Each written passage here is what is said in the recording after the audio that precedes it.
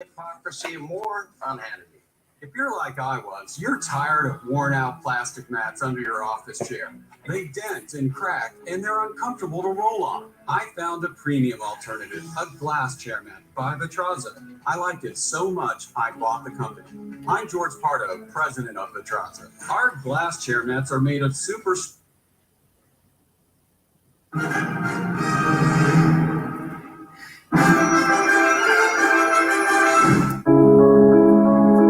Will you watch me?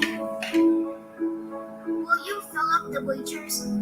Show up and watch me? Don't let me drop out. Show me your support. Turn out the crowds.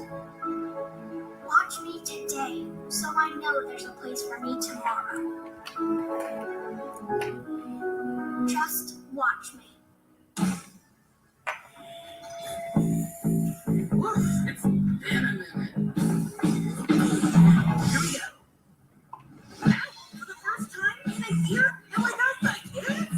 Yes! Real life games in real life. Dancing. Yep, even that dancing. Mommy popcorn! Quarantine babies. Oh, sorry, somebody needs coffee. What's up, sisters? Zoom zoom, hallelujah! Yeah, girl, go show them that. Is it just me, or does it feel harder than before? But you gotta get out there, cause boom! It's gotta be a best friend named Dan. Have your moment. Save the planet. Oh, we're happy. I'm coming. Aim in. Go get. Oh, get. Oh, get. Oh,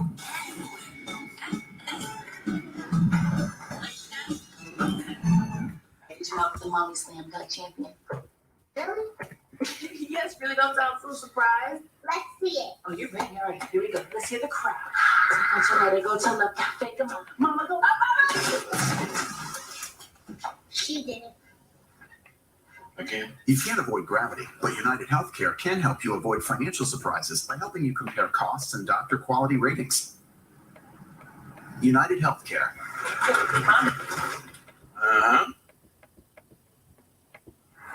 Third and final semi-final in the men's 200 meters to try and make that race for a medal tomorrow night here in Tokyo.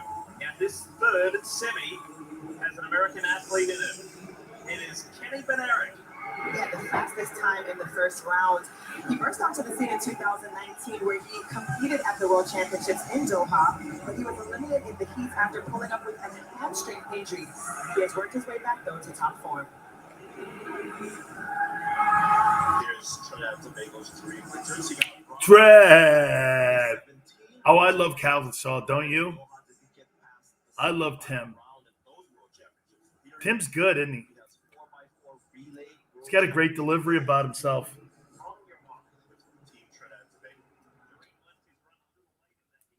Thank you, brother. Yeah, Tim does a great job. Oh, yeah.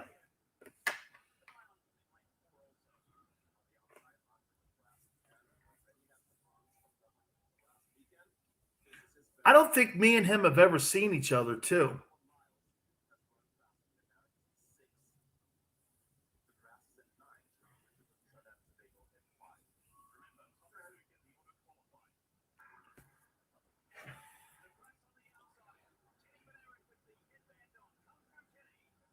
Yeah, he's great.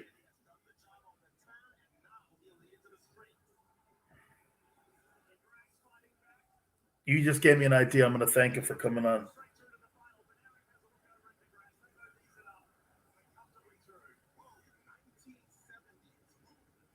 Always do that, Trev. Trev, always do that. Always thank your guests after they do it. They remember that they took time out of their day for you.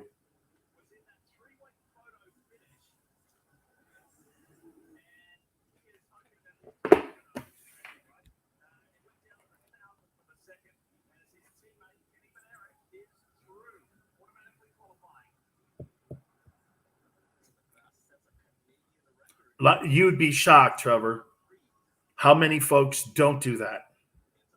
I would say this. Out of 10 producers, 8 don't. Now, the really great ones do. Like the ones that are on all the big shows. Yeah. The ones that are on all the big shows, all thank them. The ones that are just average guys who are just punching tickets. I would say this, most radio producers, I'm not talking gigantic shows either. Common radio shows. No way would that producer follow up with an email and thank that guy. No way. That is also one of the reasons why my relationships with these guys are all great. I just thank Tim for coming on. That'll mean a lot to him, the host saying it instead of producers.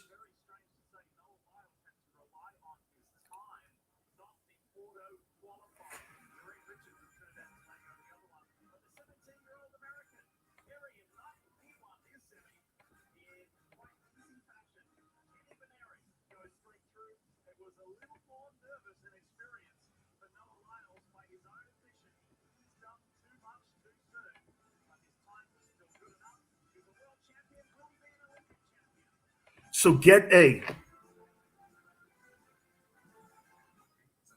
bookers should always do it. Producer, I might get why you might miss, but a show booker should never not follow up. Dude, you know what happened last night? My cable was going in and out. I thought I was going to miss the show today. It's the cable. It's the cable company. When you're at the slave of like the internet, my Comrex for my radio show was hooked up through the internet. Cox Communications. It's like what is it? It's like Comcast. Yeah, Cox sucks, man. They're just.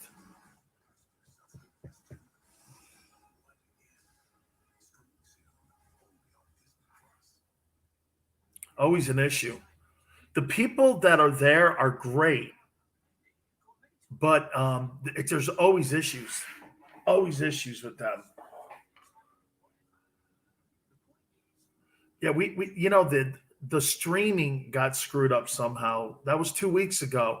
Now the cable's going in and out. I don't know. It's done it only once tonight. Or earlier in the day, I should say.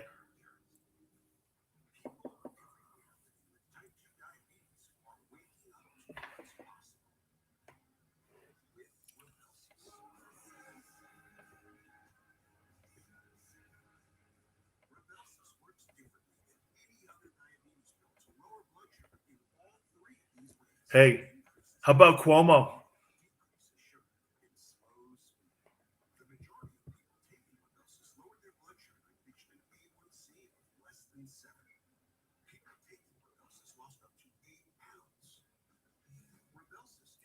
Could you ever tape it on a Saturday and play it on a Monday?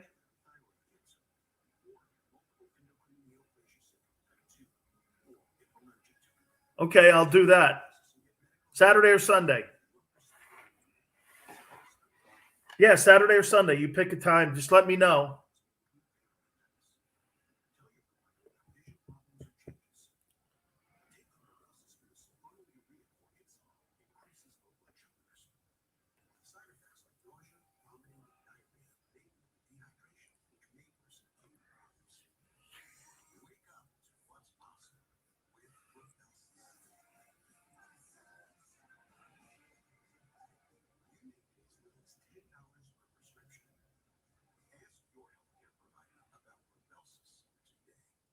To California and New York, both governors. Hey, both states are trying to get rid of their governors now. How crazy is that? The two biggest gems in the Democrats' pocket, California and New York, both governors are being run out of the governor's house. I know, it's crazy. Dude, I believe this. I believe the Democrats would have did everything they could to keep them in. But when it's sexual harassment and that AG comes out saying all that stuff, nobody on the planet's going to back that dude. Hey, I wonder if it's going to cost Chris Cuomo his job.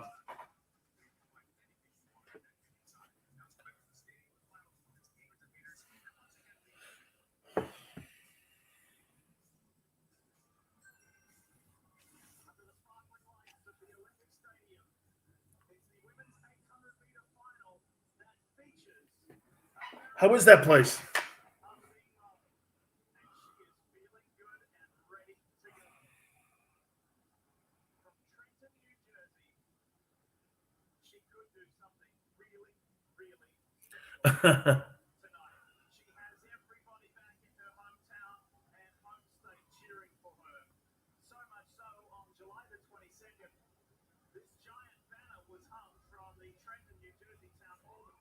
I hate that. I hate them. You know where else they're like that? At Fenway. They're on top of you at Fenway. There's so many of them at Fenway.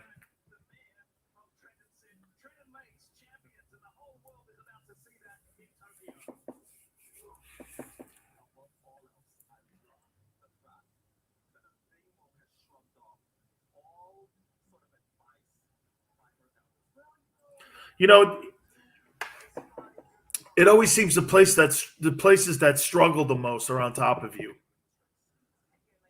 Oh, hey, the Yankee. Well, get this. You know those seats. Do you know how much those seats behind home plate go for? I think it's $3,500 a night. I think it's like seriously. I think those seats behind home plate are $3,500. I know, man.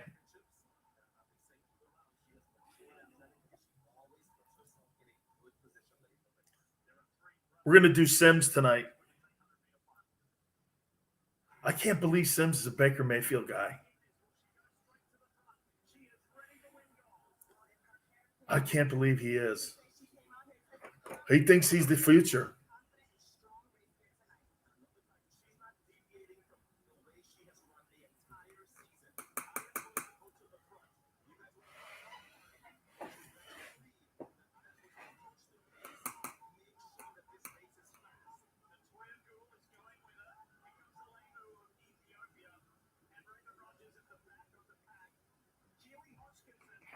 It's a corny place, it sounds like you said.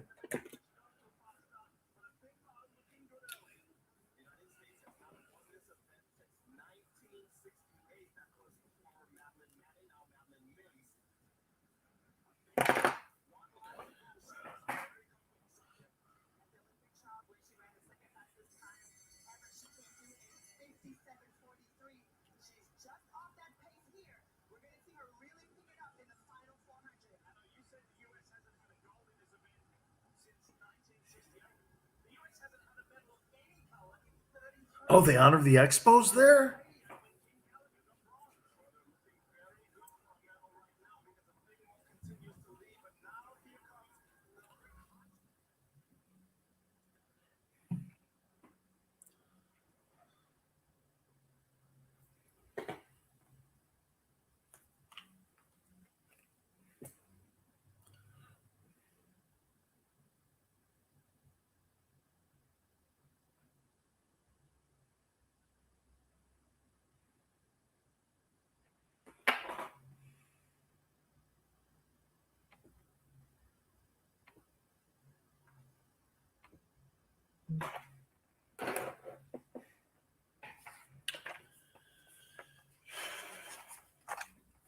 I'm in Commie, California, so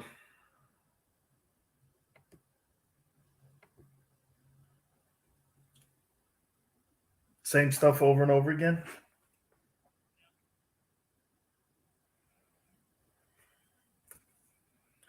It must have been full day on Cuomo.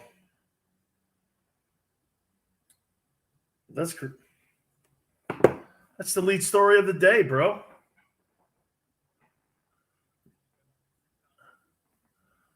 Absolutely. You could do a 3-hour show on that.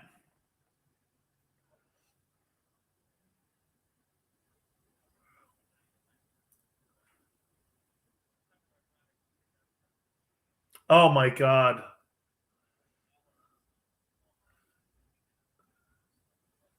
I tuned it over, and I'm talking to everybody on Twitch too. And there was Jeffrey Tubin talking about he was one of the first guys that they went to with their experts, and I was like this, you know, it just shows you that CNN is looking for controversy in everything that they do because you know that that's got to be, Chris, a strategy. You just can't do this. Well, look, because common sense, if you were a decent human, you'd go, this guy was playing with himself on a Zoom call, and we're truly going to be sitting here talking about sexual harassment with him. And then somebody in the room probably said, I guarantee you it'll be an outrage on Twitter and on the social media platforms. It's because, Chris, it's got to be a strategy.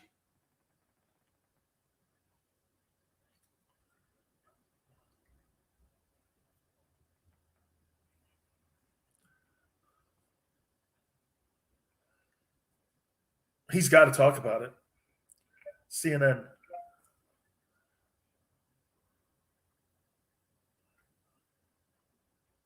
He's talking about hospitalizations in Florida. Of course he is.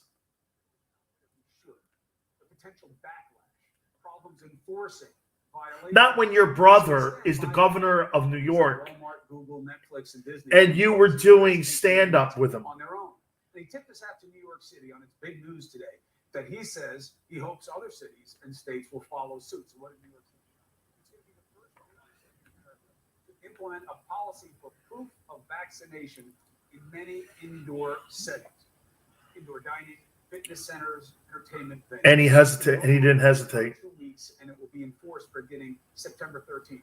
Why not put it into effect right away? Frequently asked questions. You know what I also loved what he did. You know what I also love what he did too. They asked about impeachment next. He goes, "Let's take one step at a time." He immediately, I'll tell you one thing about Joe that Trump completely lacked.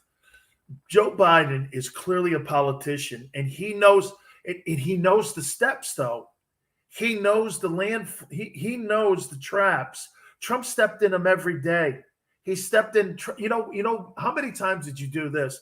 This guy's really doing great work on the economy. He's really doing some really good things for trade and stuff. And all of a sudden, the next day, he would step on another land trap. And you're like, see, Biden is not going to do that. He is a skilled politician.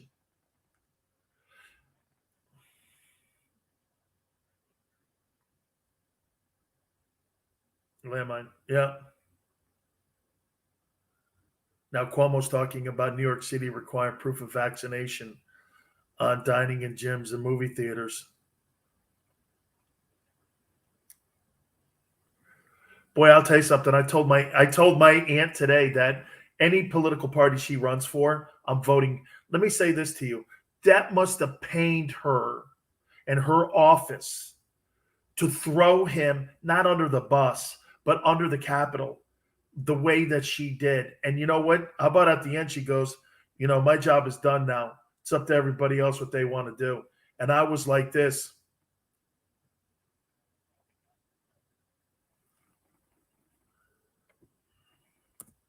Yeah, I'm there.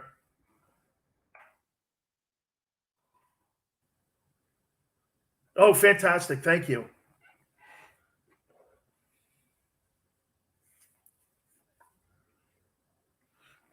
Actually, I think because, listen, the Republicans in the state of New York, they're useless because there's no voice there. Hey, can you believe it? I said this also, that the two states, New York and California, are in the process of dumping their governors.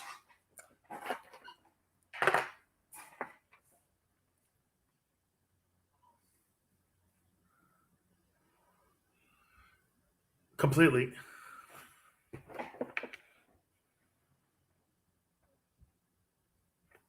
Yep. Good evening, America. Dan Sileo, USA Radio Network, and all of our fabulous platforms. We appreciate all of you coming aboard here on this Tuesday night. Thank you so much. We really look forward to kind of maybe taking you away from some of the mainstream noise that we saw throughout the day today. If you were tuning on the news and you were watching what was going on in New York, and by the way, that's just not a very cool story. I tried to stay as much as I possibly could on the Olympic Games, but you couldn't really get away from anything that was going on with the governor of New York, Andrew Cuomo. That led me to this point here. It's funny. You know how some people want to perceive themselves as being on one side of the aisle, and you want to be considered an activist. You want to do as much as you possibly can for communities.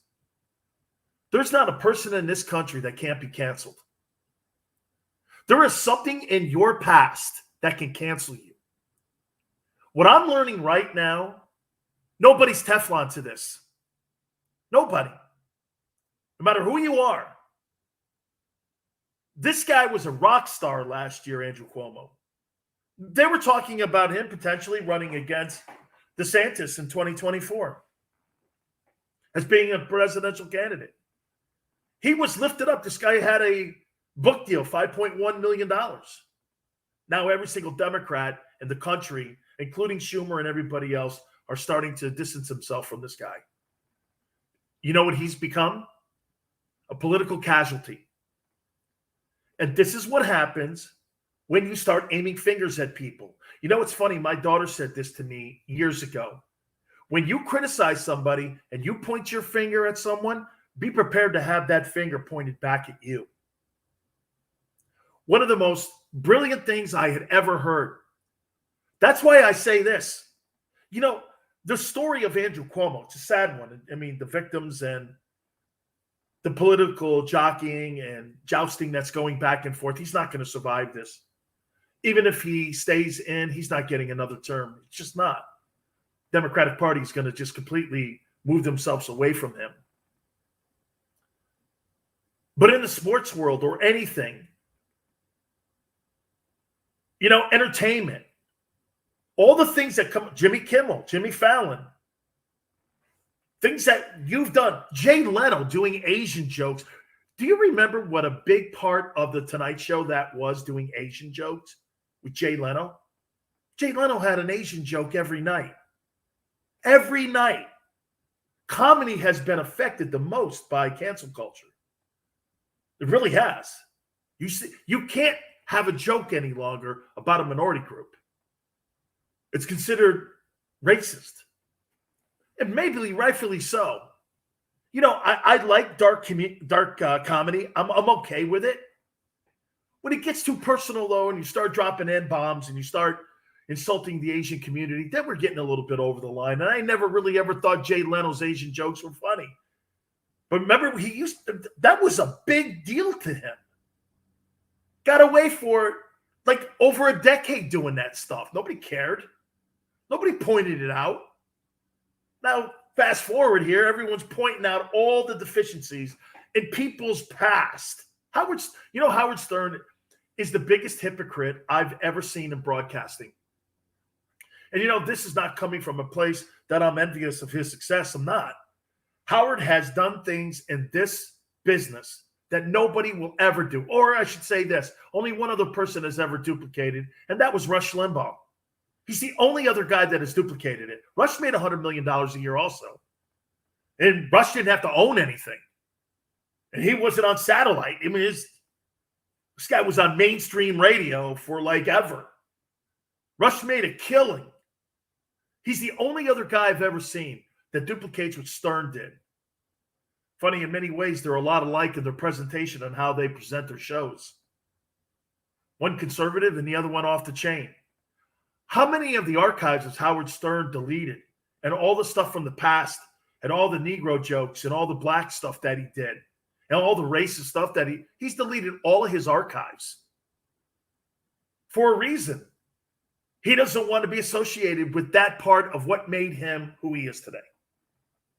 Cancel culture. Everybody's afraid of being canceled. The governor of the state of New York is being canceled. Think of that. Would you say that he's one of the top 5 most powerful Democrats in the United States of America? I would. And he's being canceled. If Andrew Cuomo can be canceled, you can be canceled. Remember that. That's why I tell young broadcasters, and I tell people in my business, sports broadcasting business, hey, there's things I've said in my past. There is nobody that is Teflon to it any longer. If you're anybody in my business who has been in it as long as I have, and you said the things that take for people to lean forward, there's something in there that someone's going to go, wow, That's a little salty. That's a little edgy. Rush did it too. So when people try canceling you, if you do enough digging, you can cancel anybody, can't you? That's what this Andrew Cuomo story made me see the light today. Hey, if they just don't like you, or they're in fear of you, or they're intimidated by you, they're going to do everything they can to diminish you. That's our society today. They do everything in their power. There's two people, if you want to really put them on the same platform, and I'm going to put them on the same platform, and I think you'll understand. Tucker Carlson, every day they try canceling him. And the other side tries canceling Rachel Maddow. They're very polarizing people. And watch this. You may not, I actually like both of them. You know why? They have opinions. They make people upset. They rattle chains. I'm not talking about the politics of it. I like people that make people think. Move people. That's what my job is. Do you understand that? My job is not really to be right. My job is more so to be informative, entertaining. You know, it's funny. When we first started in broadcasting, I always used to think that the news carried the day. And that would be something that that's not what people listen to. There was this old guy back in the day when I first got into broadcasting. His name was Paul Harvey. And Paul Harvey would take a newspaper and he would give it a spin with a personal story.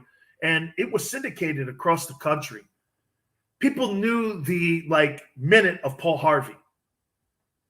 That's the way it was with Paul, or something like that with Paul Harvey. And it was brilliant. Just a minute, but he delivered it in his own way. Rush told me that a long time ago. I read the same Kansas City newspaper that you do, or I read the same New York Times newspaper you do. It's all in delivery. And so I started thinking about that. And today when I'm watching everybody and how they're delivering the news and how they're delivering the story, they were all in unison. Democrats, Republicans, CNN, and Fox. They all went for the throat of Andrew Cuomo. And I went like this, boy. You know, because I've been at a small part. I've been on that end of attacks because I've said something. And when it is an avalanche, it feels like an avalanche of bricks falling on you. It does. And an avalanche of bricks are falling on Andrew Cuomo tonight. So again, you know, I guess I'm not lecturing. I'm just saying that my interpretation today was that anybody could be canceled. That's how I saw it.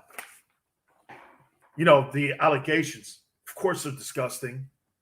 The environment, think about this. If you want to be in politics and you're a woman, here, know this too. It's funny when you hear, you know, people talking about politics and women and how hard it is for them to climb the political ladder. Same thing in sports broadcasting. How many women do you see in sports broadcasting that have had an opportunity to make their way into positions of high broadcasting?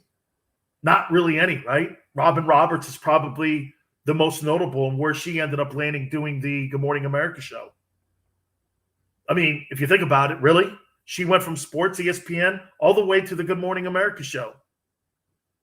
There's very few of them. Very few play-by-play women. Okay?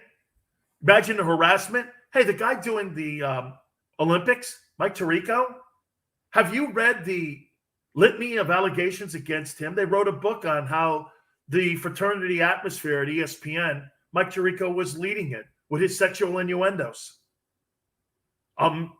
It's a fact. I'm not saying something and making something up. All you got to do is read and Google. Tirico's notorious for that. That's why he doesn't do any interviews, because that stuff gets brought up sometimes. People were stunned that Tirico got the job at NBC. Yeah, well, when you have a network where Harvey Weinstein is producing over a third of your programming, you're going to have that latitude when you have Matt Lauer in the house. That's what you're going to get. Talking about, you know, sexual harassment, it's everywhere. So cancel culture, that's what today was about. Andrew Cuomo is now a casualty. and he will be a casualty. Nobody's going to put their arms around that. President of the United States, Chris and I were talking prior to going on the air. President of the United States was asked a question. He didn't even hesitate. Usually you hesitate with somebody of that distinction and that type of power. He didn't even think about it. Yeah, he should resign. Boom. Good night. That was Biden's shining moment so far, in my opinion, in the White House. His shining moment was right there today. That's when he went like this. Two things I saw from the Democratic Party today, that if you were a Democrat, there's hope. That AG in New York and the President of the United States going like this, yeah, he should resign. Do you think he should be impeached? And it was a brilliant sidestepping of a landmine. Let's take one thing at a time. Brilliant. Brilliant. Where Trump stepped on landmines, Biden knows how to avoid them. It's brilliant. That's a politician. That's knowing when to shut your hole, when to open your mouth. Think about it. You know what he did too that I love what President Biden did? The guy took almost a full day to think about what he was going to say and do and how he was going to act in front of the American public. Instead of having a knee-jerk reaction, Biden thought about it. I don't care if you like the guy or not. That was strategically thought out, and it was brilliantly thought out, whether you like the guy or not. He was not going to have missteps, humming and hawing, backtracking later on. He's already got an issue on backtracking with the mask and CDC stuff and the coronavirus. He can't have another one. That was well done. Even if you are a conservative, you have to admit that. Tell me you didn't think as a conservative out there, he's going to waffle on this, and he's going to do what Anthony Fauci did, and he's going to disseminate the statements, and he's going to take the words, and he's going to dissect it so that it falls on his side where he's given the governor of New York a pass. It's brilliantly done. That's how you communicate and keep your office that you're in now. I sat there and I went, this guy here, man, that's his best moment as president. Really was. His best public moment, I should say. Not policy, but his best public moment was right there. It was good for him, man. Hey, hour number 2, we're going to talk to Phil Simms. We'll talk to the quarterback about a numerous array of subjects that are out there, especially Deshaun Watson. We'll get his comments. The Cowboys, 2021, they start on Thursday. We'll hit on them next. You keep it here on the Dan Sileo Show.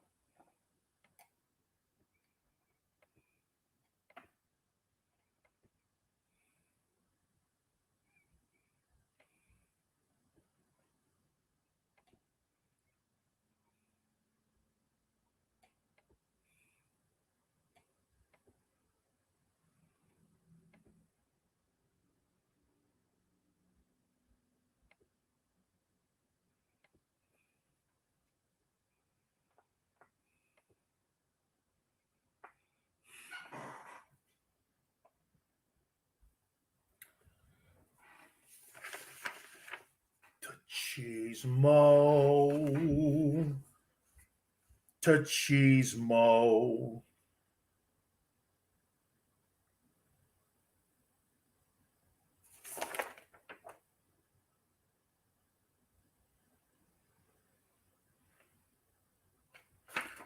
The Cheesemo.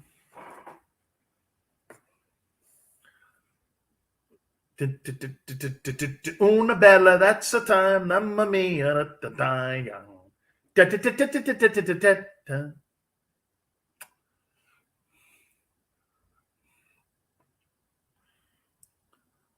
Lighten up, Junior.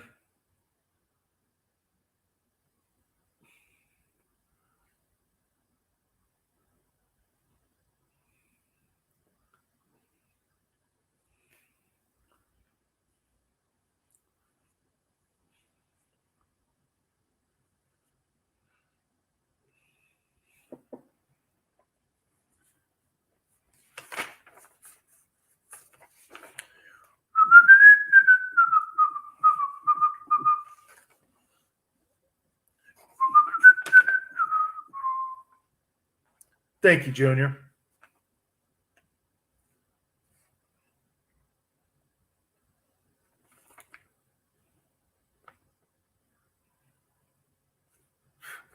Unless you're saying vodka over Stoli's, then I don't care what you're saying. No, I don't care. As long as it's Stoli's with a twist, I'm good. Oh, okay. Okay.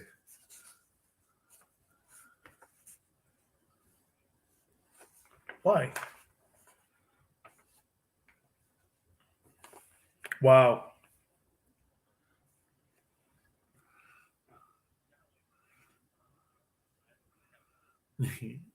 Yes.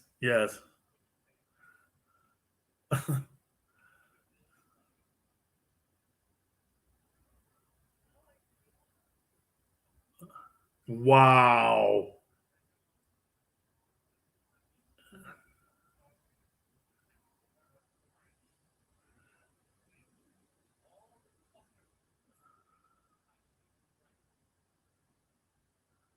Wow.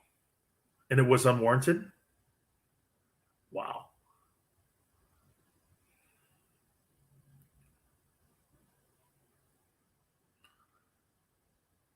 He even turned it on you, shit.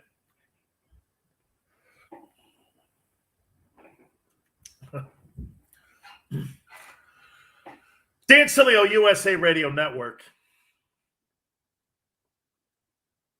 You know what I actually had somebody say to me today? Sills, what about people celebrating Simone Biles getting a bronze medal? I was like, she did? Yeah, she won it on the balance beam, 3rd place. I went, Haas, have you ever participated in sports in your life? And he's like, in high school. So you've never been on the world stage before? And the guy goes, of course not. Then what the F do you know? I said, she got back up on the beam, the balance beam, and she won a bronze. I hadn't heard it at that time. It was early in the morning. And he's like, yeah. I go, Haas, how are you rooting against that? How are you rooting against? The Team USA soccer team, I don't like their politics at all. But where in your mind would you think I would ever hope they lost? You think I'm rooting against an American at the Olympics or in any world event? You don't know me very well then. I don't root against Americans on the world stage. Okay? Including a president. That's for other people who, took it personal on who the guy was. You see, here's the problem that I think that you guys get. I don't care who the guy is in the White House. I just care he's good. I don't have to like him. He's just got to be good. That's like, see, maybe I think that comes from being an athlete and having good coaches and bad coaches. I don't care if the guy likes me. I care the guy plays me. I care the guy respects me. So I can back to him. You guys fall in love or hatred with these guys who are in Washington. I think that's your problems. That's why when somebody always asks me, Sileo, you sound like a Trumpster. No, I'm an American. I have my own way of looking through the kaleidoscope of America. I look for the best people. And I don't ever root against Americans. Especially in big places when we need them the most. I don't know what's wrong with people, man. You take things so personal. Those people don't know you from a can of paint. So Biles wins bronze. Congratulations and fantastic. Fantastic. Get back up on the horse. She competes. She now is tied, I think, with the all-time medal count for a woman gymnast. Fantastic. I'm not sure what you're looking at. I tell my daughter this all the time. When you're in a position where you have judges and people keep score, and then they judge you, and you're on the top 3 podiums, it's political. If you land on the top 3, congratulations to you. As far as I'm concerned, you won. The race is like the 100 meters. There's no getting around it. The fastest guy in the world crosses the line first. There's no judging that thing. You either cross the line first or you don't. But when you're in gymnastics, there's a committee that votes on you, like in a beauty pageant. So it's political. She wins a bronze medal. I had people actually showing really disgusting Twitter comments about Biles finishing third, America, and the soft Americans rooting for her because she got a bronze. I was like this, get the F over yourselves. That's a horrible take. Hey, Dan Sileo, my friends at podcasterwarehouse.com, guys, these are your one-stop place. You look for headphones, microphones, earbuds, anything, gamers included. Use the promo code Sileo, S as in Sam, I-L-E-O. By the way, 25% off of everything that's in the website, okay? Everything that's there. Shipping is free. $5 to $5,000. Podcasterwarehouse.com. That's podcasterwarehouse.com. So the National Football League wants to play overseas during a pandemic. They want to play a couple games in London. I'll tell you why that's a bad idea next.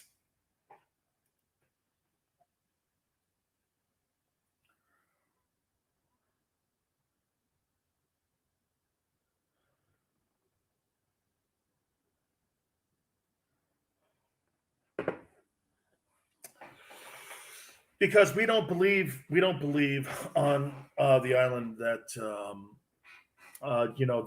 we should be funding billionaires' homes so that they can live in and get all the benefits.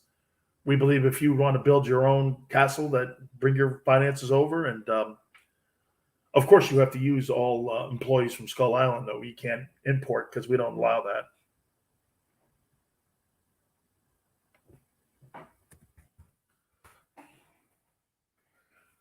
Chris would have to get a special pass.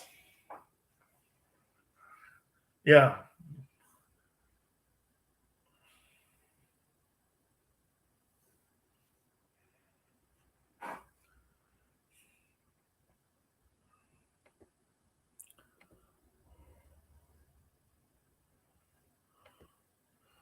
I have so many people that text me every day that ask me, hey, I'm trying to get in the radio. How do you do it? I go, don't do it. I go, don't do it. I said, don't do it. I go, it's impossible nowadays. It's even harder today than it's ever been. And plus, if I told them, I would say this, Trev, it's podcasting.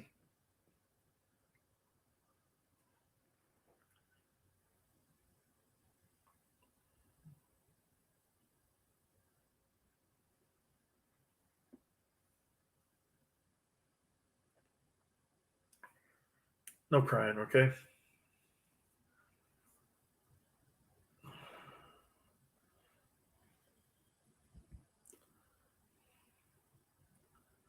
Dude, I'm sitting on the couch yesterday. My cable starts going in and out. It frightened the hell out of me today earlier, too.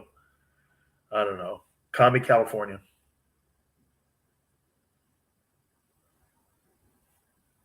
Wow. There's a first-time liberal comment from old Chris O. Huh? Wow. No, you must have got beat up all day listening to homie.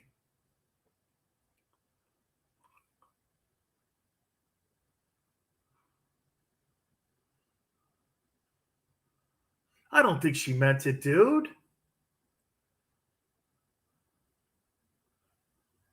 No way. No way. Because can I tell you something that's really cool, though? That's really cool of you to have your people's back like that. And if I were anybody in the building, I would come to you privately and go like this. Hey, Chris, I'm really sorry. But I just want to thank you. My friendship with you, I know you're pissed off at me right now, but I got to tell you, thank you so much for doing what you did. It's really cool. And to me, I think everybody in the building is going to know that too. I think you don't look bad, Chris. I think if anything, Absolutely, dude. Not enough of that in this business. You know that.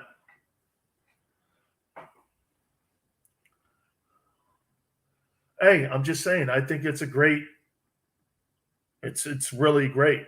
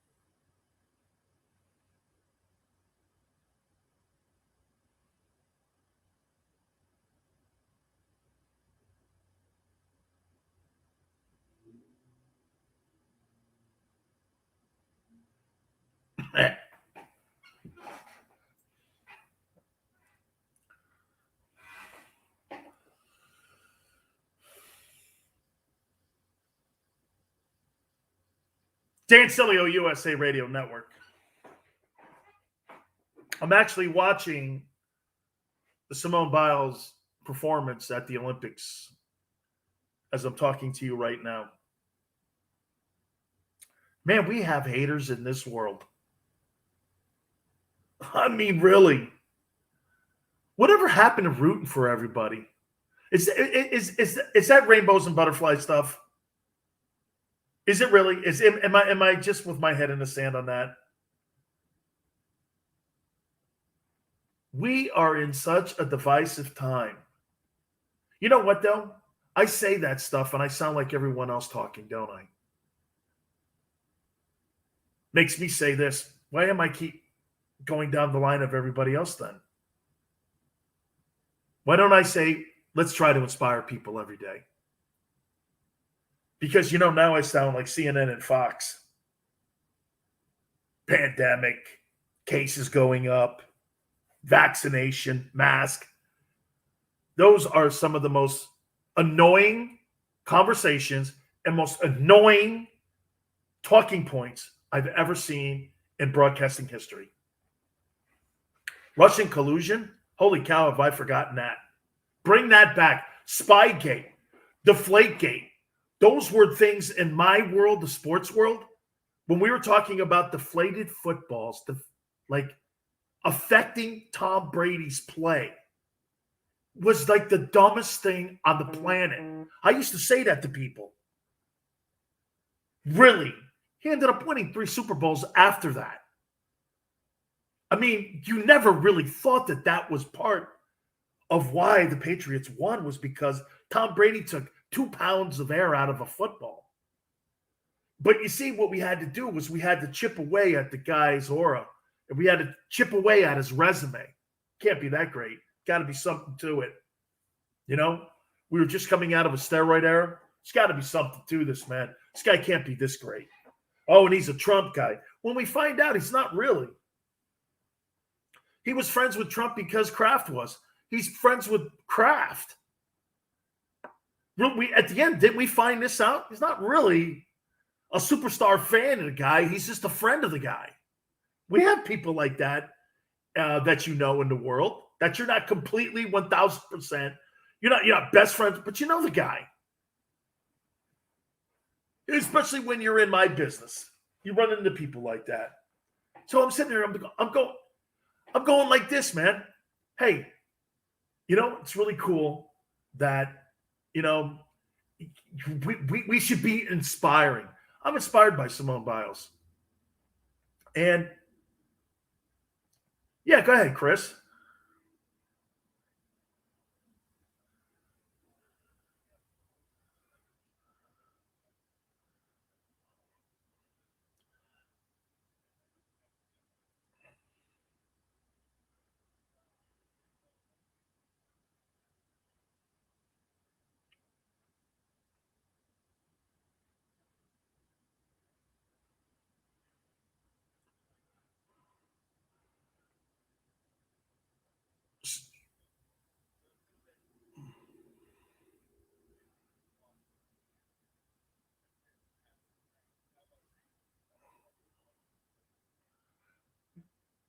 Well, if that's 2 days ago, that was still after she pulled out of the rest of the competition.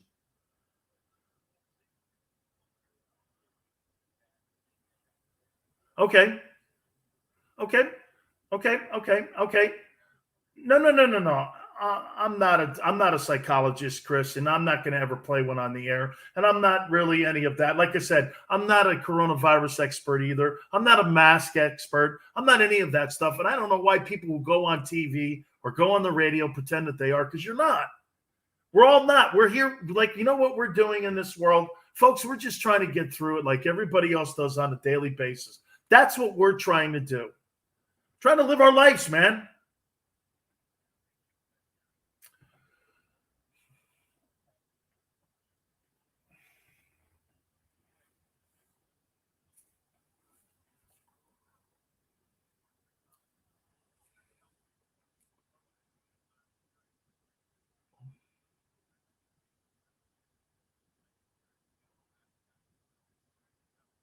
Well, again, like I said, congratulations to her and her getting back up on the balance beam and her making things happen to win a bronze medal. Congratulations, man.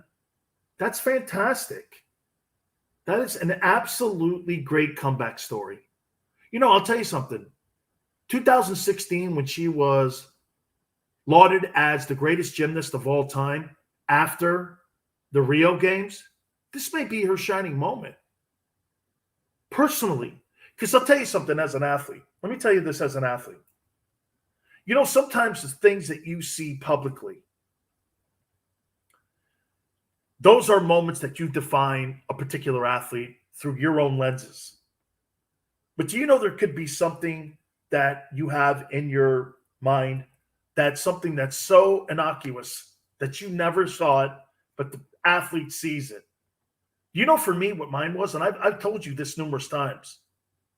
For me, my greatest moment in my sports world was having my helmet under my arm for my first Buck game against the Bears in Walter Payton's final game at Tampa Stadium. I'm dressed in an NFL uniform. I have that helmet under my arm, and I'm watching these jets from Central Command fly over Tampa Stadium. And I swear to you, I went like this. I don't know if it's going to ever get any better than this. I had just been given a boatload of money. They were, you know, proud to have me on the Bucks. They drafted me awful high. And there those Jets were going. That's getting sacks in a game, sure. Beating Florida State, playing at Lambeau. Those are all moments that some people see, and they see me through their lens. But for me, there's a moment in my sports career that was it. If you're Simone Biles, maybe winning that bronze medal will be something that she'll always look back on and go, I didn't think I'd ever be able to get back into competition. I didn't ever think of getting back into competition. Let me tell you something else also about the mind games that you have played on you when you're a professional athlete. And I consider her a professional athlete. When you have these mind games and all of a sudden failure creeps in or doubt creeps in, and you don't know that where that confidence level went, trust me, grabbing it and finding it again, it's almost impossible to grab it and find it again. When you have held on to that rope so long and you have it and you're rowing with it and you're pulling it and you're just pulling it, all of a sudden you let go of it once. Do you know how many times you can't grab that rope again? I'd say almost all the time. It's the special ones that are able to see it in the dark and grab a hold of that rope again. That's what she did. She grabbed a hold of the rope again, pulled herself in, and won herself a medal. I don't know what else to say. That's a success story to me. Trials and tribulations, that's a success story. You know what the you know what the haters are going to say? Sileo, it's a bronze medal. Well, how many bronze medals do you have in your drawer? Olympic. Who are you again? Oh, that's right. You're the guy that goes out and plays hopscotch out front of the 7-Eleven and calls yourself a champion. You're that guy. Okay, this is different here. This is performing in front of the world, being revered as the greatest gymnast of all time. That goes back a pretty long way when we're talking Olympic Games. So I don't look at it like that. You know, maybe I look at things a little differently. You know, we had Jim Kelly on our show a couple months ago, and I was talking to Jim, and I remember I never look at Jim losing 4 Super Bowls. I look at Jim Kelly winning 4 AFC championships in a row. And he goes, I'm so happy to hear you say that because you know how hard it is to get to that game. I said, I've never been to that game. And I do know how hard it is to win a ball game in the NFL. I don't look at that like, well, he lost 4 Super Bowls. A common guy who's a witness would look at it that way. What about the 4? No team in NFL history has ever won to 4 Super Bowls, let alone win 4 conference championships in a row. Nobody's ever done that in the Super Bowl era. That Bills team did it. You won't hear that being revered, though, because you know why? Americans don't root for second place. When in actuality, that's an amazing achievement. That Bills team was spectacular. They got beat. It happens. 1 game, 60 minutes? I don't know. You know, I've been in games that I was supposed to win and lost. And, not supposed to win and won. I've been in all that. You just never know, man. Sometimes your performance is off the charts. Sometimes the other team shows up and plays their ass off. Sometimes you just don't have it. That's what being an athlete's about. We fail more. My daughter said this too the other day. I'm so proud how she's growing mentally as an athlete, as a D1 rugby player. We fail more in our lives than we have success. Dealing with that failure will be something that's going to prosper us when we do succeed. So true. But that's in anything. You can see, these guys like Warren Buffett, constant failure, investing in a bad company, eventually you do it right. You get it right. But you know what the perseverance rule is? Don't quit. Because your riches will come. Just when you think you're going to put your hand up, that success is right around the corner. That was always what drove me. Because you know what I do? I play the law of averages in the world. It's eventually going to come to me. It's eventually going to line up for me. And it always has. Perseverance as an athlete, as a talk show host, as a salesman, play the law of averages. You'll always win and never be disappointed. And you know what you're doing in the process? You're building a determination to succeed. You may not be happy all the time, but this was instilled in me and the guy that's going into the Hall of Fame on Saturday, Jimmy Johnson. The law of averages in your life will win for you if you don't quit. And you keep getting back up on the balance beam. That's exactly what Biles did at the Olympics. That's why I look at that as a success. Failure is never getting back up on the beam. That's personal failure. Who cares what everyone around the world thinks of her? Because if you think anything negative of her, you know what you say? Bro, really? Who are you again? I'm sorry.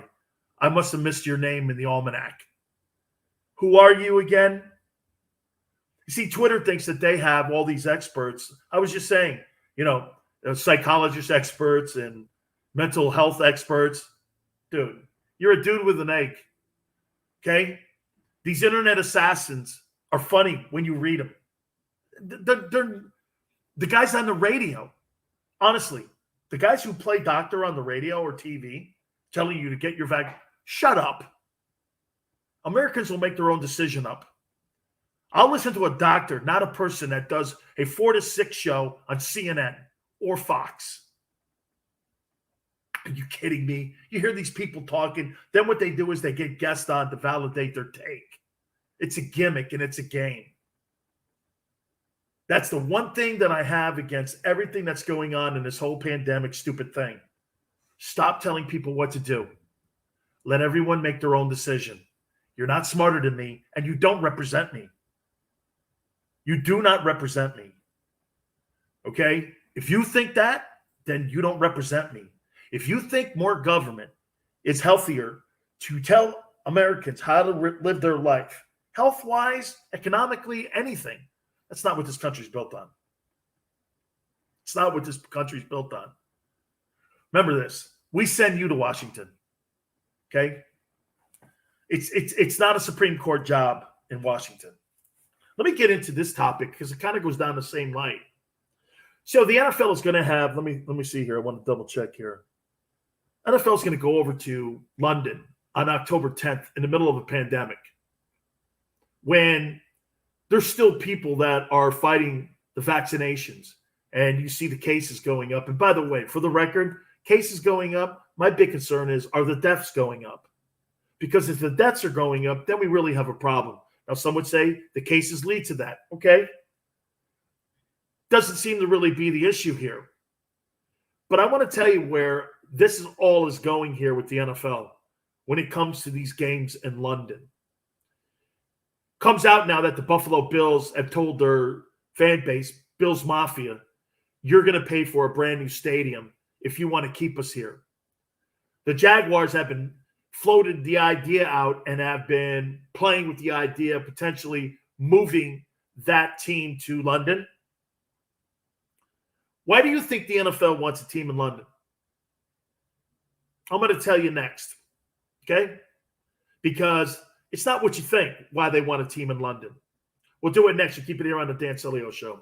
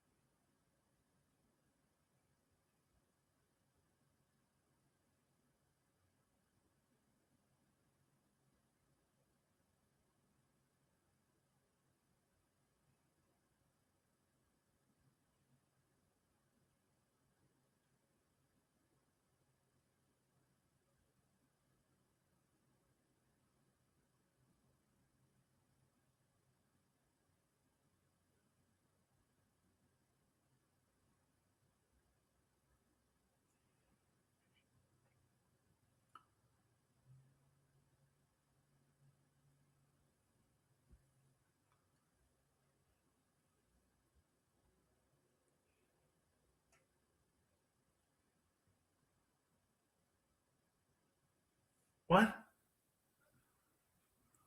I'm not doing anything.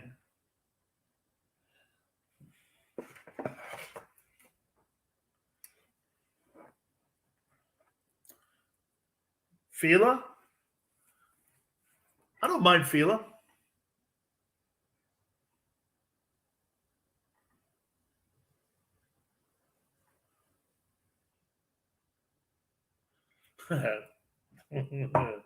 Okay, now.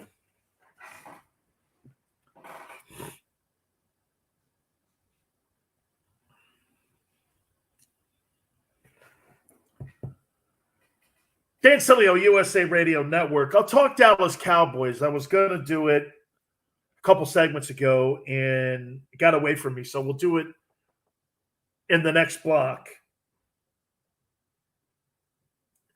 You know, football fans are the next step up from wrestling fans. You understand that, right?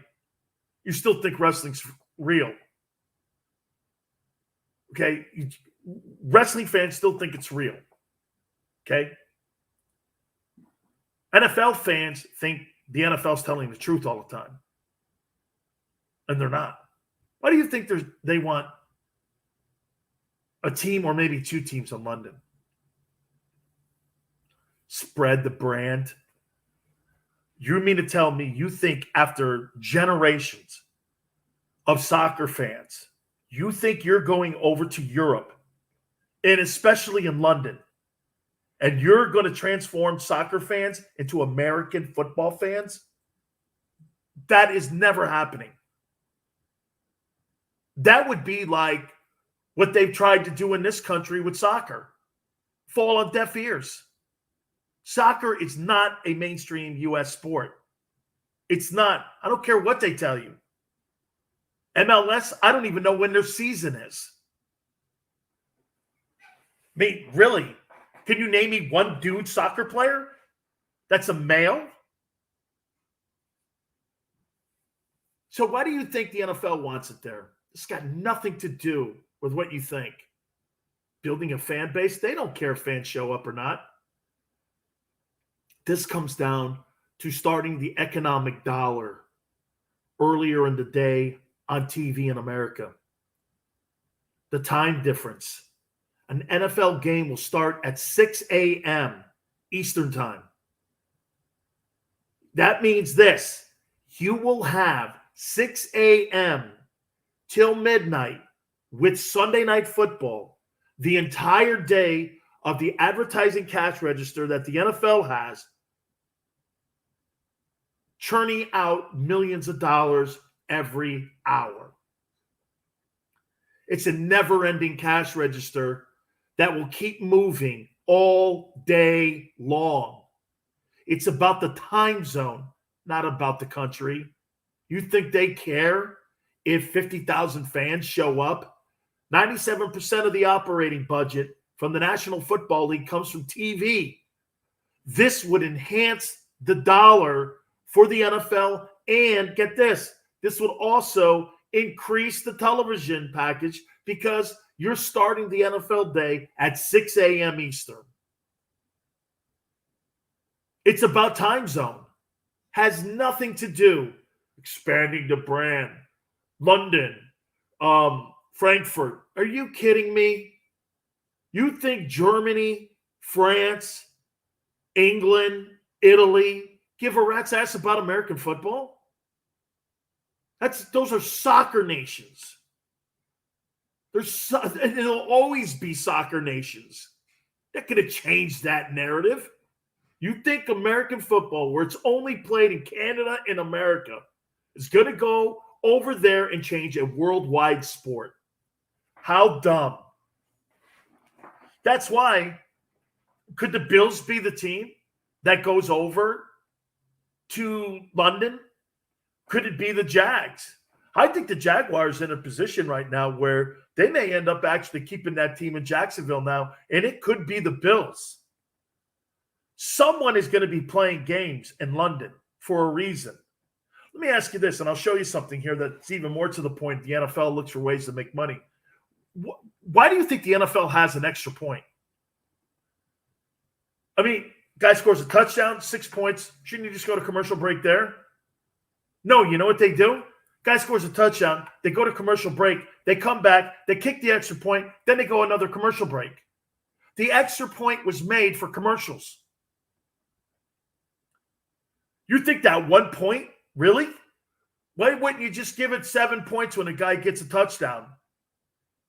That extra point was made for TV. No other reason. You know who brought this up? Rush Limbaugh. You want to speed the game up? Take the extra point away. Every owner went like this. I don't think so. That's a commercial stop set. The NFL is always looking for ways to move the cash register. That's another way they do it with the extra point, and they're trying to create more money with the time zone in London. This October 10th game between the Jets and Falcons, it's nothing more than that. But get this, they care about a pandemic, right? Oh, yeah, that's right. Dallas Cowboys 2021 will be what? We'll reset. You keep it here on the Dan Sileo Show.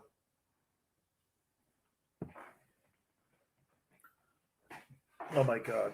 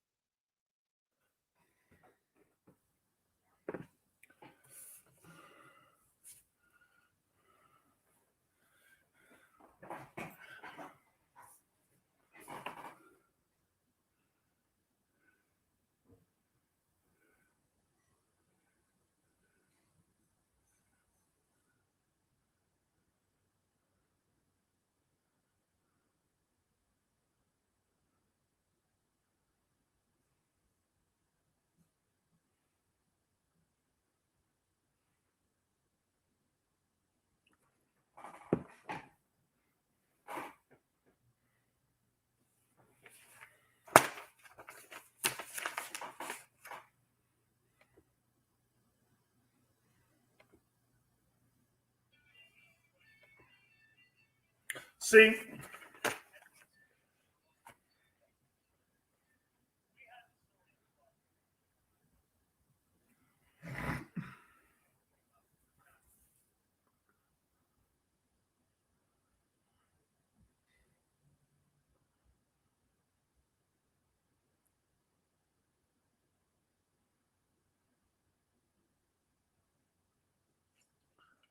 Bank.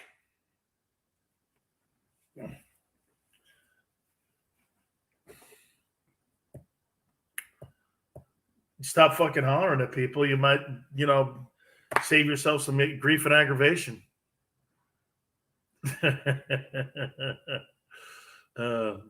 You know what you should tell everyone? I don't care if you have practical jokes. Just don't do it about money around here. That might help, okay?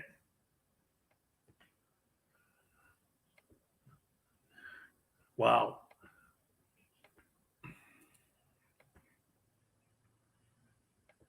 Yeah, don't make jokes about money but I'm telling you, guy, you're looking at it wrong, Chris. Everybody's going to look at you as a hero that you're doing that. I mean, people look at it when no one's talking. I love people when people are saying great things behind my back, not when they're saying it to my face, because that's pacifying people. Friends talk about people great behind their back.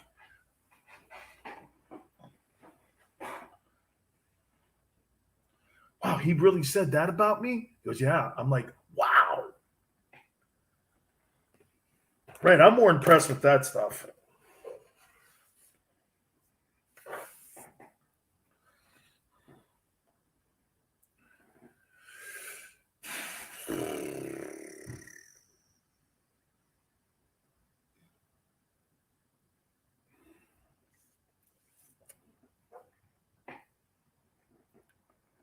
My back is screaming the last 3 days.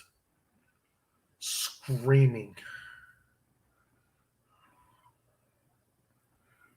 True. That's right. No, I know. Comes with the territory. I get it. It's a good way to look at it, and I appreciate you reminding me of that. If I wanted to be Godzilla, where he doesn't give a shit about anybody on his deal, that's why there's only 14 people. We have a whole section on our island for the little Godzillers, when they come over. So, we welcome them in. It's just, you got to just disavow the guy.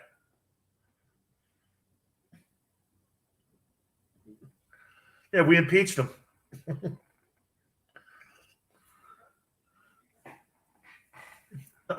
No, they're under they're under a highway.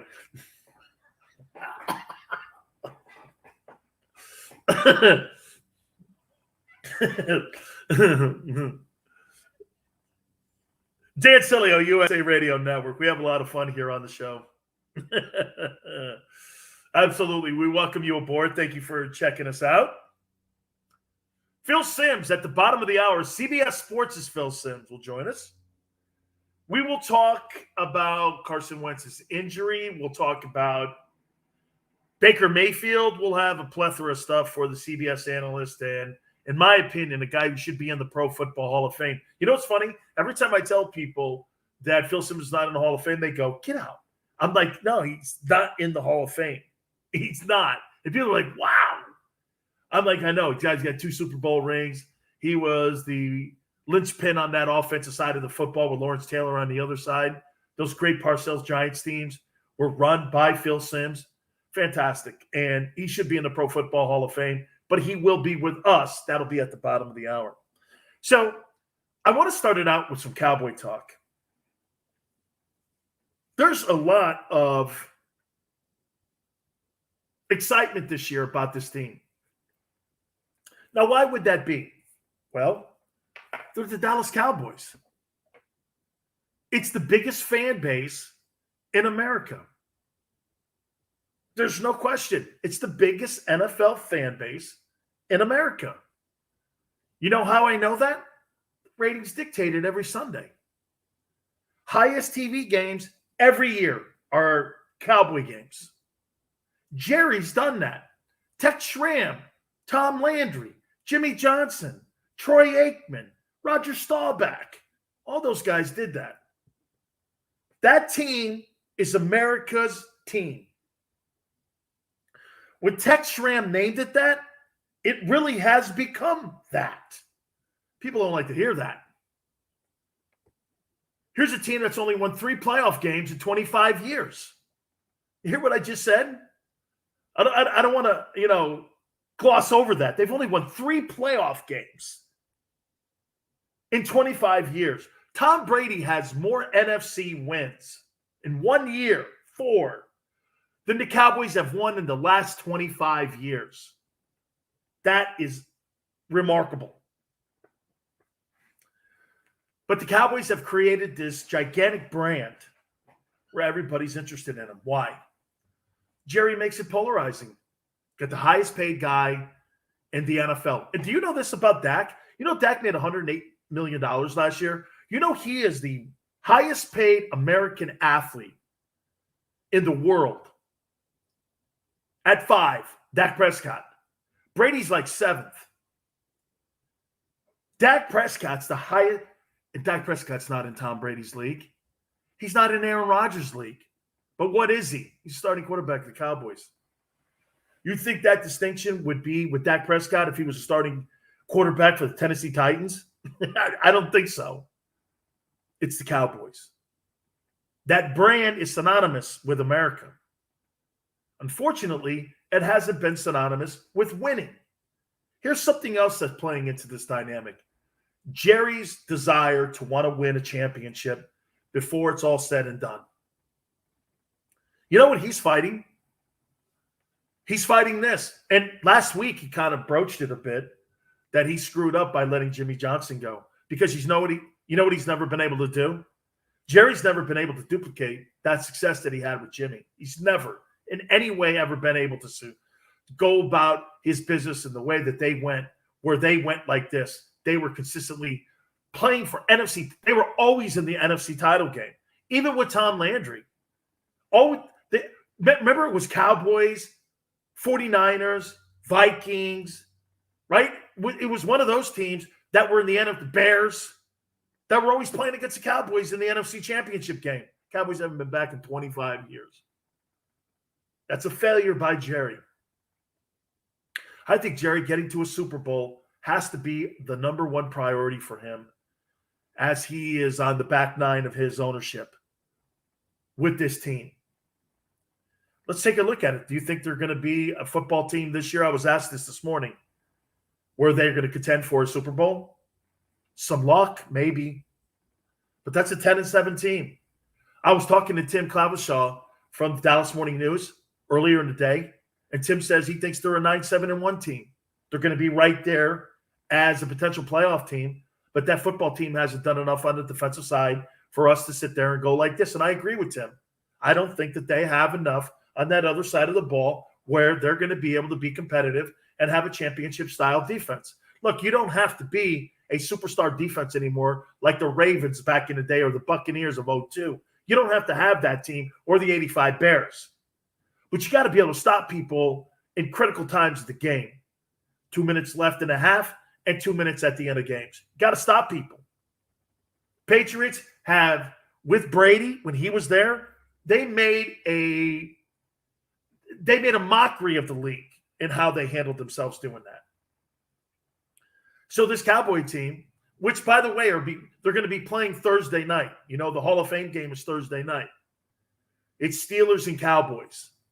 As we start the NFL season, can you believe that? We're starting the NFL season this week. The Hall of Fame induction speeches will be Saturday, and the Hall of Fame game is Thursday between Steelers and Cowboys. They start their journey. Mike McCarthy, I say this to you, the head coach of the Cowboys. I don't know. I look at McCarthy, and Mike McCarthy, everybody in Dallas and around the country want to give him a pass for the pandemic. Why? Tom Brady wasn't affected by it. Nick Saban wasn't affected by it. Aaron Rodgers wasn't affected by it. You don't get hall passes for that. Those are excuses. Everybody else has to deal with it, and the great coaches and the great organizations overcome those deficiencies, and they plow through it. Do you actually, funny, you know what? I'll ask you this. You think a pandemic's going to stop Nick Saban from winning a national championship?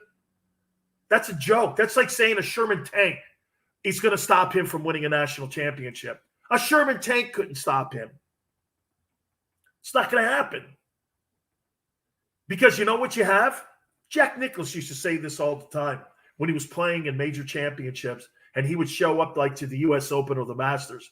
You know why? 90% of the field is going to bitch about something. Oh, the greens are too fast. Oh, the rough is too high. Oh, it's cold out. Holy cow, it's really windy. And before you know it, Jack said every guy that had those kind of comments, he checked off because everybody like that was making excuses. That's how I look at it. Every time you hear somebody give somebody an excuse, always count them out. They're not going to win because they're looking for a way to put their hand up and surrender. That's exactly what you have when you hear people going, well, there was a pandemic. Well, it didn't stop Alabama. Hell, it didn't stop Clemson. They still made it to the Final Four. It didn't stop Ohio State. They made it to the Final Four. The really good teams don't let that crap get in the way. They let you make mistakes and excuses. Do you notice the same teams are always there and the same players are always there? Why? Because that stuff doesn't affect them. It affects you because most of you are mentally weak. C students, remember? True champions don't let weather, tough greens. Hey, it's really cold out. I used to say this about my Miami Hurricane team. Someone always asked me, Miami, if they're not playing for a national championship, always bet against the Canes when they have to go to a cold bowl game. You know why? These guys don't want to play in the cold. I can't think the last time we won a bowl game in the cold. Honestly. I love my school. You know that. Name me one game they won in the cold. I can't remember one. Every game that they play in, those bowl games in December, that don't mean anything really, okay, they get killed. Kids don't want to play, one. And secondly, it's too cold. They make excuses and they get run off the field. That's the MO. I can't even remember the last time we won a bowl game. It's how they act. That's how everyone acts. So again, with the Cowboys, always excuses. Well, the defense is this and the da-da-da. Bro, you have now just paid Dak Prescott $42 million. You gave him money to win football games.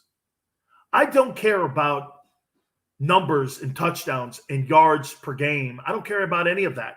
You know what made Troy Aikman so great? If you ask Troy Aikman, his greatest achievements are obviously winning those Super Bowls and obviously his postseason record. It's got nothing to do with throwing touchdown passes. Do you know who the two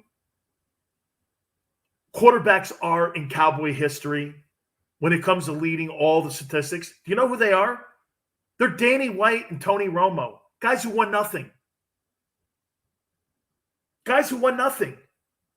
Those two guys are your Cowboy leading passers.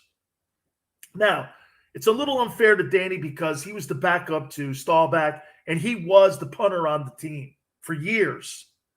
And then he took over, and he did bring teams to NFC championship games. One thing about Danny White did go to NFC title games. Tony Romo never did.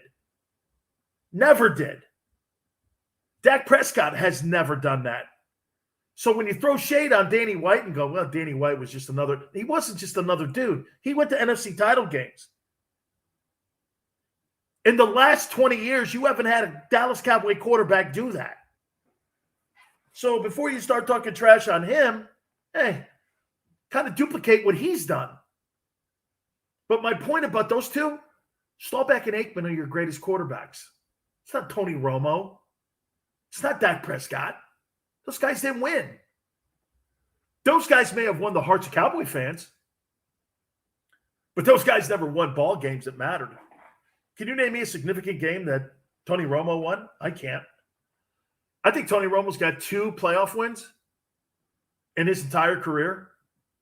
Like I said, in his 17 years, Tom Brady won 4 last year in the NFC. He had 1 year to do it. Tony Romo's got 2 postseason wins in the NFC. Jesus, Griminy. Come on, guy. Right? Cowboys are all hype. Can they do anything this year? I just don't see it. Can they do anything the year after? I don't. Hey, by the way, do I think their offense is going to be explosive? CeeDee Lamb is going to be a superstar. I hear Zeke Elliott is now back to his college weight. That could be something to look at. Football team's got to run through him, not Dak, actually. And that's a great point that if he's in that kind of shape, they need him to have a big year. They really need him to have a big year if they're going to do anything. And get this, if they can keep their defense off the field for the first half of the season as it matures, you see the Cowboy defense is like a green apple on a tree right now. You got a brand new coordinator in the room, Dan Quinn. You're going back to a different scheme. So that's not going to happen overnight or in a training camp or in OTAs. That's going to develop over time. And if you've got the quarterback that can be patient and have that ability to be able to do that, that's how the Cowboys can maybe get better at the end of the year and maybe make a magical run. But do you look at Mike McCarthy, the head coach, and go like this? Yeah, that's the guy. He does have a Super Bowl victory. Maybe Mike McCarthy does this. Hey, he has a renaissance, and Mike McCarthy takes that team all the way to the NFC title game. It would be the biggest change of direction for a coach from one year to another. Because last year he stunk. I'm pulling for him. I like him. Cowboys, in my opinion, are a 10-7 football team this year, playing the extra game. I think they're 10-7. I want to throw this out there to you about Mike Tomlin of the Steelers. This is going to be a wild stat. Don't forget, Phil Simms, bottom of the hour. Keep it here on the Sileo Show.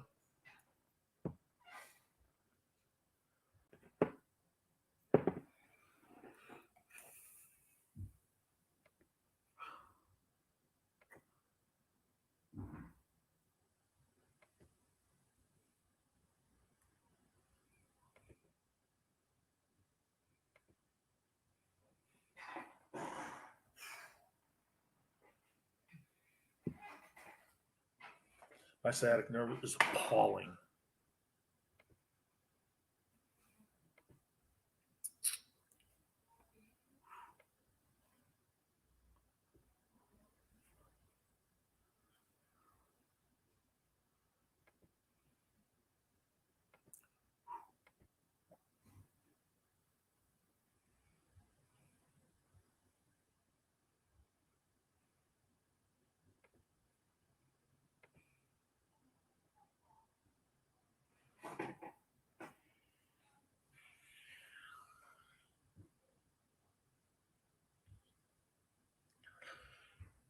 So maybe maybe what Cuomo does is he just does what the guy in Virginia did. Just lets it go out and it'll go away because most of the media people won't cover it.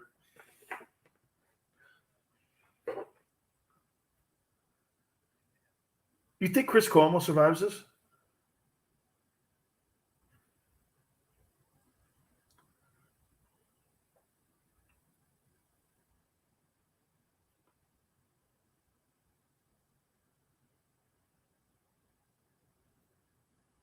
Is that on Cuomo's show? Oh.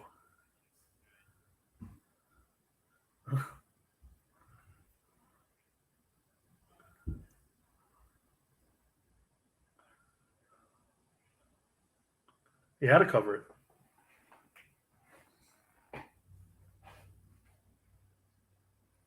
Which is crazy that CNN would allow that.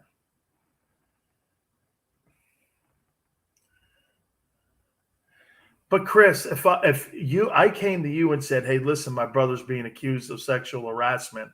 I'm going to write some letters." Wouldn't you, as your company, one of your company VPs, go like this? Well, that might hurt the image of my company a little bit here.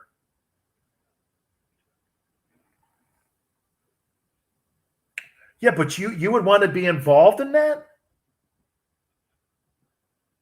Your employee is.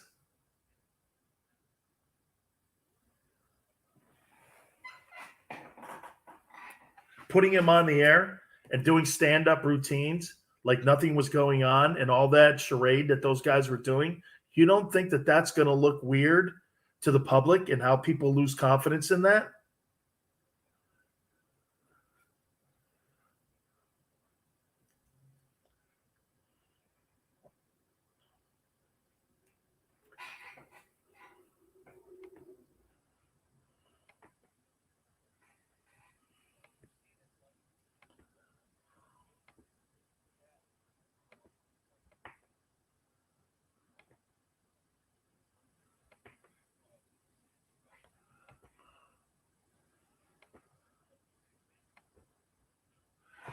But if you're got Jeffrey Tobin on your airwaves, you're not firing him because he didn't do anything compared anything near that guy. Okay, I mean, this guy was in front of employees at CNN doing rude things like that.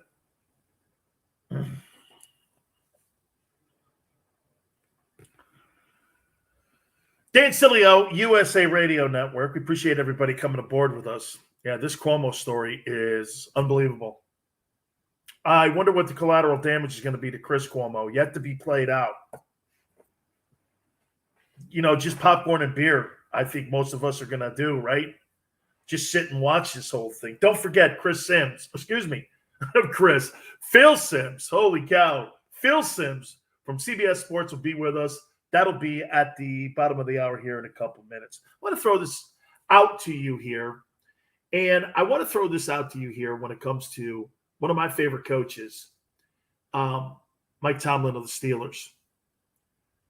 Mike Tomlin is such a fabulous coach. Such an amazing coach. Amazing. And he will probably go to the Pro Football Hall of Fame. He's probably done just as much as what Bill Cowher did. You know, the gold standard in the NFL, I tell you all the time, is clearly the Steelers. They've had 3 coaches since 1969. You couldn't give me a business in America that has had only 3 CEOs since 1969. Hard pressed to find that, right? I always tell you, and I kid, popes and presidents, right? There's been more of them than coaches in Pittsburgh. But let me throw this out at you. Last 10 years, even the successful guys, he's missed the playoffs 4 years, and he's 3-6 in the last 10 years in playoff wins and losses. If you're the Rooney family, are you okay with that? By the way, he's never had a losing season. The Steelers are not trending up, by the way. They're trending down. Now, I'm going to be interested to see what Najee Harris from Alabama brings to the team. But can it be that just like with Joe Gibbs when it was the Washington Redskins or it was Mike Shanahan in Denver, can you just run out of steam? And can a dynasty run out of steam? And can your coaching career run out of steam? I mean, 3-6, missed the playoffs 4 times in the last 10 years. Your team is trending down. Your entire offensive line has almost retired in front of your face. I mean, where are you going as an organization? And you got a 37-year-old quarterback, and you have nobody really as the heir apparent. If you're Mike Tomlin, is a new zip code needed? Maybe even for you. Maybe a new challenge. Maybe a year off. Oh, and let me underline this. Mike Tomlin's my favorite NFL head coach. He's the guy I'd want to play for. But you see, in a game like football or any sport that's professional and you get paid huge money, you're only as great as your last season. And when they start adding up where you haven't won, then it becomes a problem, especially when you're talking about Pittsburgh. This is not the Tennessee Titans. Some of you are probably going like this. Are you really ripping Mike Tomlin? Well, last decade, 3-6. And he's missed the playoffs 4 years and 10 years. And last year was one of them. And probably this year they'll miss it. So in 11 years, he'll miss the playoffs 5 times. And say they get to the playoffs, they're not going to win anything. They'll be 3-7.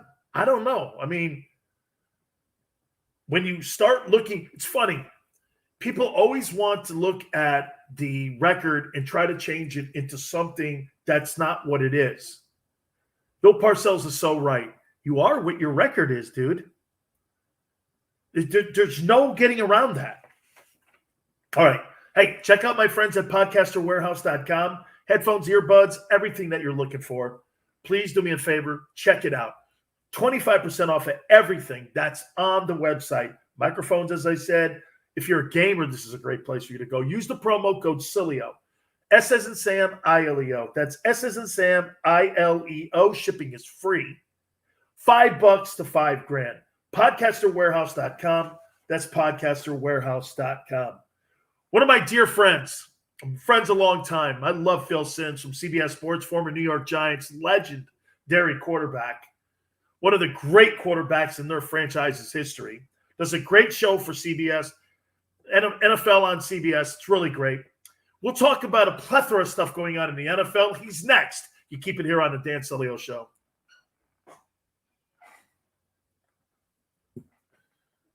Back in 50? Back in 50? Okay, great. Back in 50?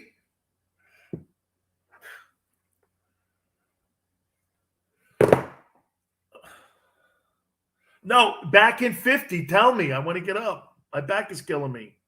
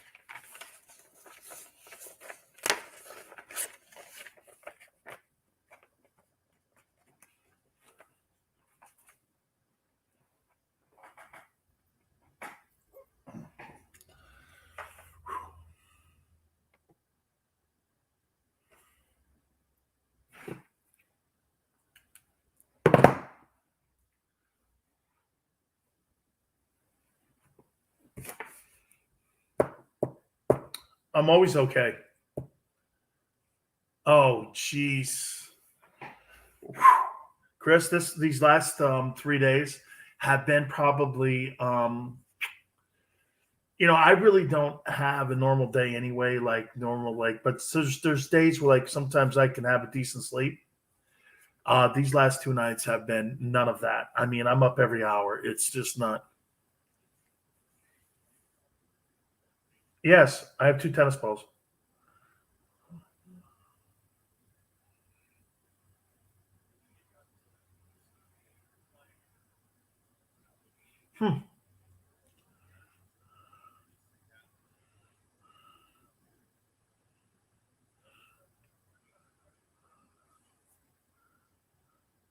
You know what, man? That is a brilliant idea because your feet are the receptors to every other part of your body.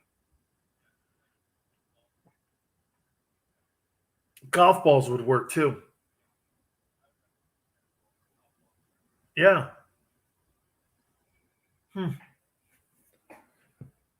Totally brilliant.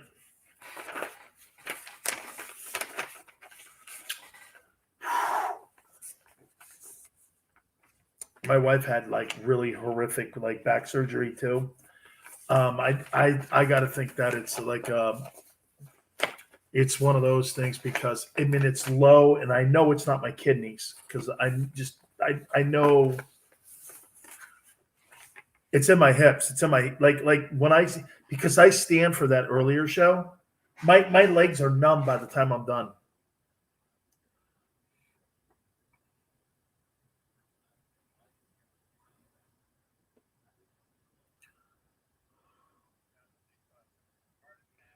Yeah.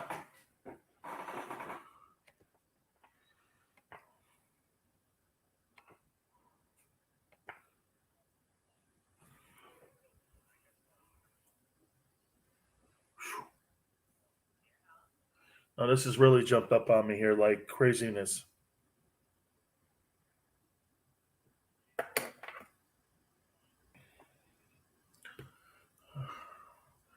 Yeah. Yeah.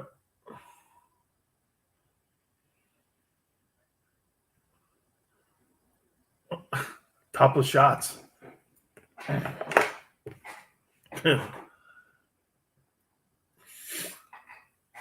Dan Sileo, what do you think? How you doing? What do you think of Phil Simms? Phil Simms was awesome. Love having him on the program. Thank you so much for joining us here tonight. As we roll on, what do you think? It's like asking your wife a question. Do you think I look fat? My wife always says this. No, just your face. I don't. Boom. Monday through Friday, try the veal. Yeah. My wife will always do this too. Like, do you think that if I lay off like the breads and the sodas, you think that I'm going to lose some weight? My wife does this to me now. And when you're married for 30 some odd years, she does this to me. She goes like this. Does it matter? And I'm like, I'm trying to get myself back in shape here a little bit. My back is in flames tonight. My wife goes like this. Does it matter, Dan? Honey, I'm trying to get in shape. She goes, it's over. It's okay. Don't worry for yourself. Don't worry. Oh, and by the way, if you're continuing to be this heavy, I'm promising you this. I'm going to get a forklift, and I'm going to throw you over the hill we have behind back, and I'm going to let the wolves eat you. I'm not carrying your fat ass around.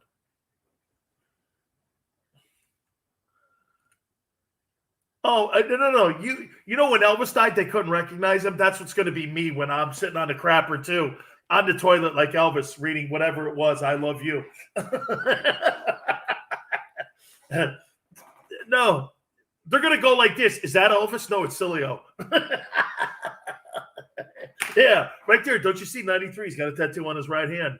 That's him. That's it. Remember that guy that used to play at Miami? Holy cow, he used to talk trash on the air for 30 years? Yeah, that's him. Look, it's not Elvis. Holy cow, he's 700 pounds. Wow, he really blew up. I guess after you die in the crapper. No. They're gonna go. So, your last couple of years on this earth, what was it about? Well, putting 3 strawberries in a bag and filling as many water bottles as I possibly can for my wife's rugby team. That's been really kind of my job. But don't you do radio? Kind of. I'm more of a strawberry and maybe one blueberry now too. She wants to put a blueberry in because here's the deal. Because what happened was because she's got hamsters. She says the hamsters don't like the blueberries, so we're putting blueberries into the rugby people's yeah.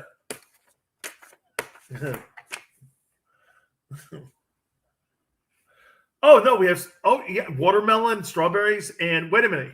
Here's what I have to do. Here's the dish. When my wife went to Utah, here's the dish that I had to make for the hamsters. Ready? A sprinkle of worms, a sprinkle of the little feed that they have. I had to cut a avocado in a piece and peel it and cut it in half and put it in there for them. A piece of cauliflower. A piece of kale. They love kale, she says.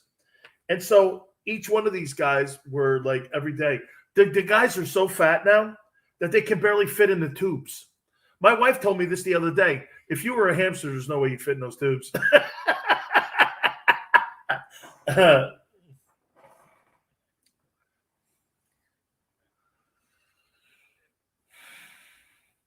Yeah, thank you very much. Yeah, okay. Yeah. Chris, you're out. Come on. Yeah. Who? Richard the Great? Right. Okay. Yeah. Yes. And I almost cut my finger off too, by the way. And I could have used a stitch on my left thumb. I mean, I lost so much blood. My wife came on. She goes, "What did you do?" I go, "Well, I was cutting up the avocado for the hamsters." And she's like, "This is my life now, She goes, "Well, you do radio and you do TV earlier in the day." Yeah, but that my number one job is doing the hamsters now. And I'm a water boy for a rugby team, and I put strawberries in a bag. Oh, like I told you, when I died, they're going to go like this. This guy died like Elvis. He died on the crapper. Look at him there. Holy cow, he's 700 pounds. How do we know it's him? Look at a 93 on his arm. That's Big Sills. Yeah. No. This guy could get really great guests. I don't know how he did it, but look at him there on the crapper reading the Bible. It's not good. Whatever he was reading, Elvis, I don't know. Holy cow, man. Yeah, that's Big Sills. That's crazy. This guy was the greatest rugby water boy I've ever seen, too.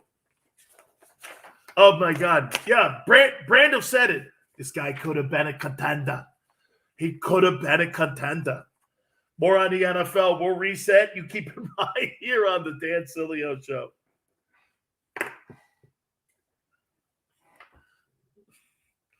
You're too much, man. Let me go. I'm gonna go. No. I think that you're onto something there, and I totally believe that. I really do. Yeah, that may help too. Brother, I love you, man. I'll talk to you tomorrow. Thank you, brother. Bye.